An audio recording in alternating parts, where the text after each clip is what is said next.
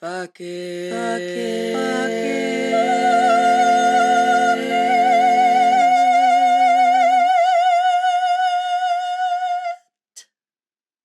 Hey everyone, how are you doing this week? I'm going to be honest, this week has been kind of a shit show.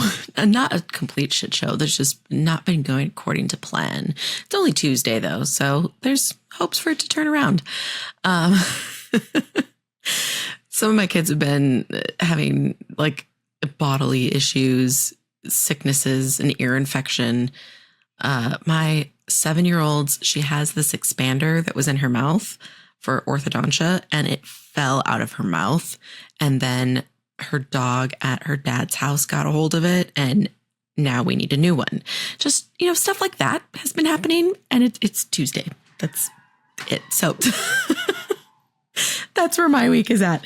And it really got me thinking about how important it is when shit like this is happening, that I have already established self-care routines, because otherwise I would already have been a basket case just from my day yesterday. Yesterday was particularly crazy. And so, everyone is always talking about morning routines, and it makes you kind of want to roll your eyes a little bit, especially if you have younger kids who sleep, like regular, consistent sleep just isn't really a thing for you yet. When I was in that space, really, really hard to convince me to put in time to like create a morning routine for myself. It sounded like a fucking joke. Like I was like, you know what? I'm going to sleep for as long as I fucking can. And I did. That's like what I used to do, was just sleep for as long as I could until either I had to get up to get my, at the time, kindergartner, who is now an 8th grader. But when she was in kindergarten, get her up and ready for school. Or before that, wait until someone woke me up, right? Because that was just the stage of motherhood that I was in at the time. It was just like fucking surviving, which is, we all kind of end up there. But I got to a breaking point with myself. And that breaking point led to me looking for small things that I could do for myself. And one of those things was, drum roll please, a morning routine.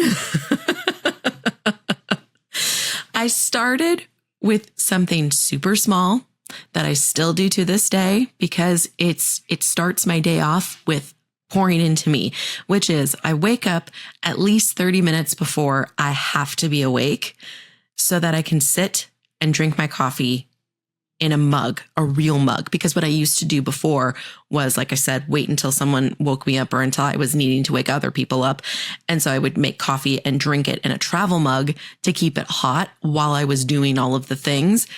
The problem with this is that I was setting myself up to just like be in reactive mode all day, because that's what I was doing. I was waking up. I was reacting to the baby waking me up, or the toddler, or like whoever waking me up and needing me for something. And then I was just bringing my coffee along, keeping it hot while I continued to just react to the things that were happening. Instead, I now sit with my coffee in a mug, a real fucking mug, and drink it and just do nothing. I don't do anything. I don't load the dishwasher. I don't switch over the laundry. I don't answer emails. I don't do anything. I just sit there and I drink my coffee and I just wake up. It allows my brain to have white space, which, let's be honest with yourself right now. Think about the last time you could hear your own thoughts. Like really think about that. When did you actually give yourself enough time to hear your own thoughts? It's probably been a minute, right? I know it was for me when I first started like taking care of myself. So you can hear your own thoughts and you can just be a person just existing, just waking up and enjoying coffee for the sake of coffee before anybody needs you.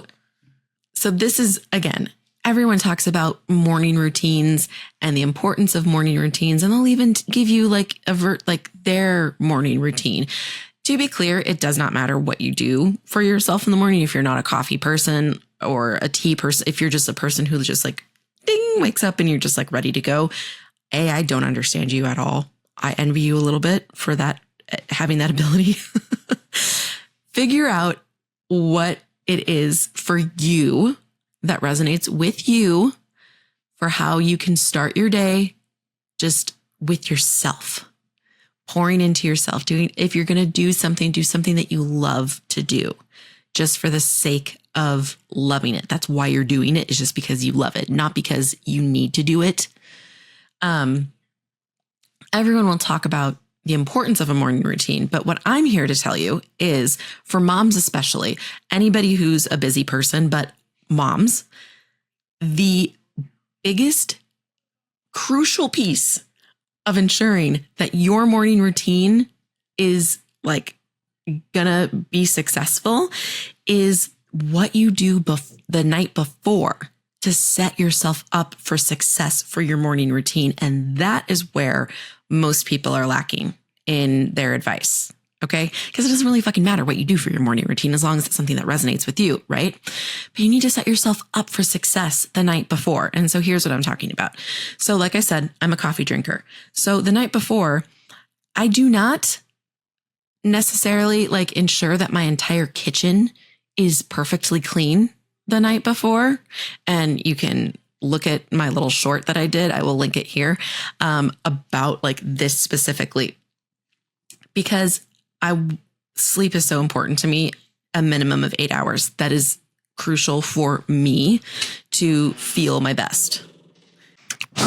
Follow my mom and listen to her podcast. Yeah. I forgot to use my crutches again. Oh, and I forgot to remind you. Sorry. Okay, I don't exactly remember what I was talking about right before my daughter walked in here. But as I said, I have shit going on this week. 50% of my kids were home from school yesterday, and 50% of them are home again today, although it is a different 50% today than it was yesterday. This week is weekend. That is so stupid. Okay. I think I was mostly talking about how,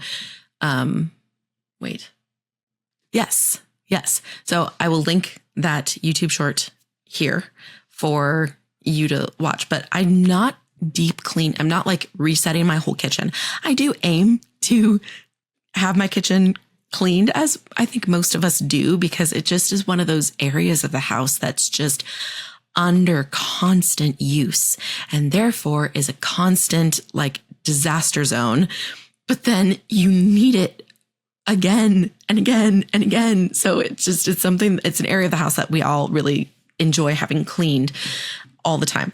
But if I don't have time to, because I have decided for myself that getting 8 hours of sleep is more important to me than having the kitchen spotless every single night.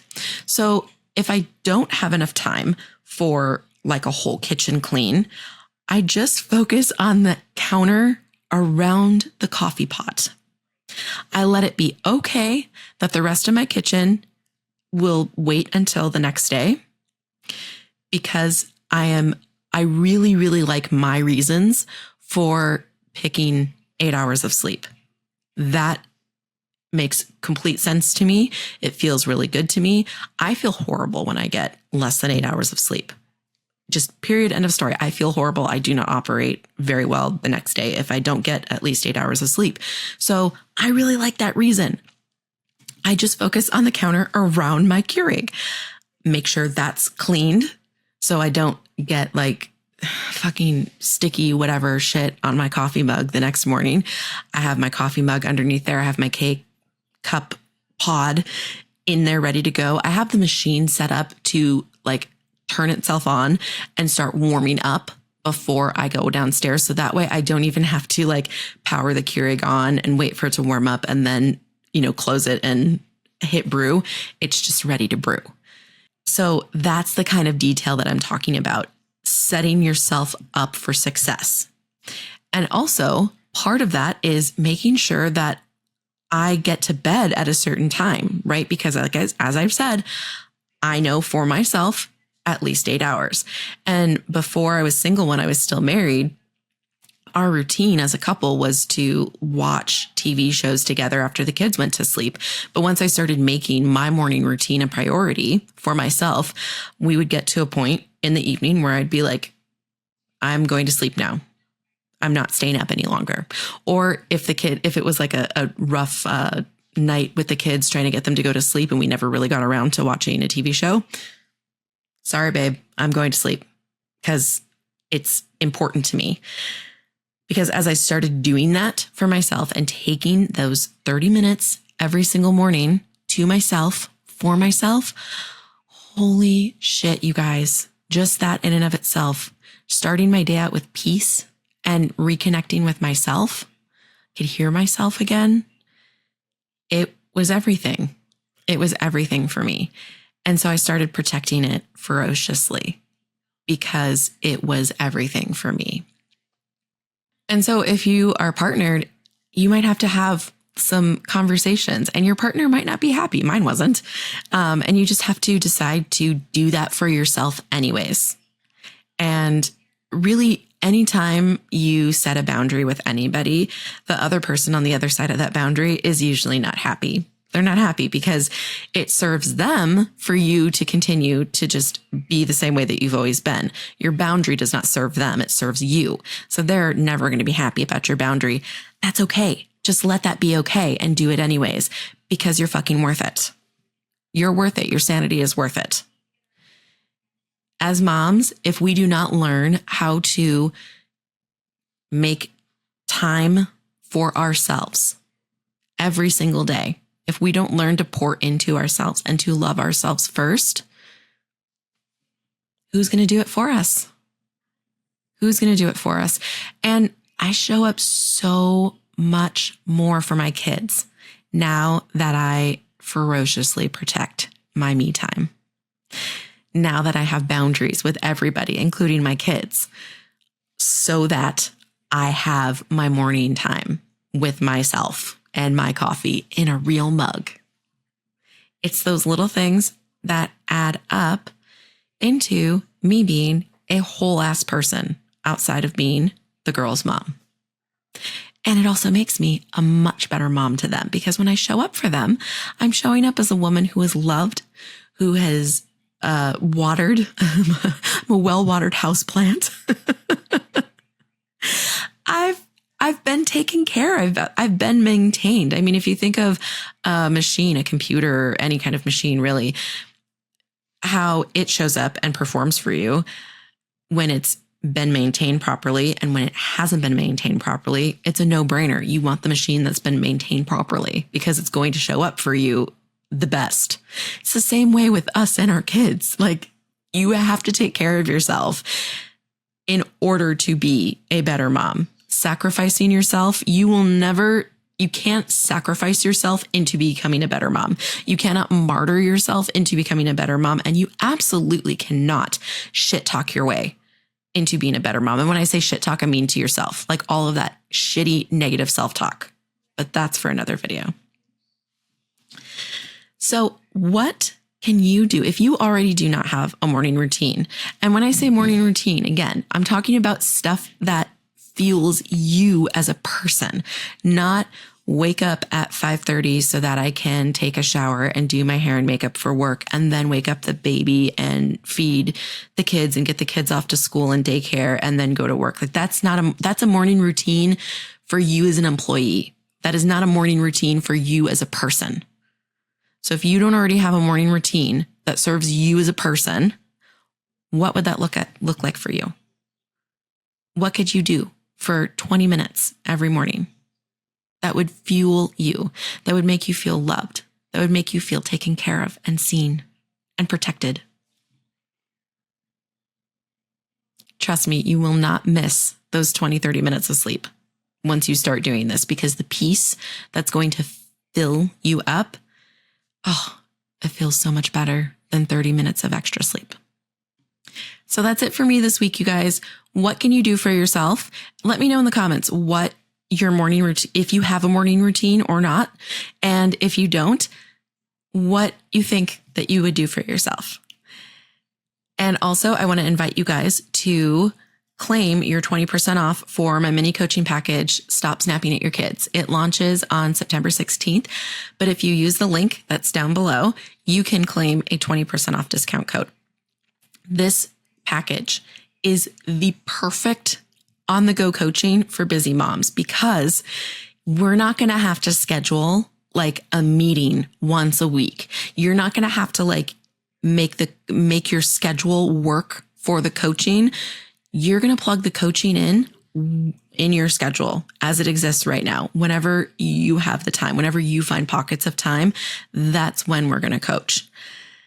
And you'll also get audio lessons every week that are around the specific types of stress that cause us to snap at our kids, because it's not just a generalized stress. So if you've noticed, if snapping and yelling at your kids is something that you've noticed in yourself and something that you've wanted to change in yourself, and you've just kind of targeted like, okay, I just need to like de-stress in general, and it hasn't worked, that's why.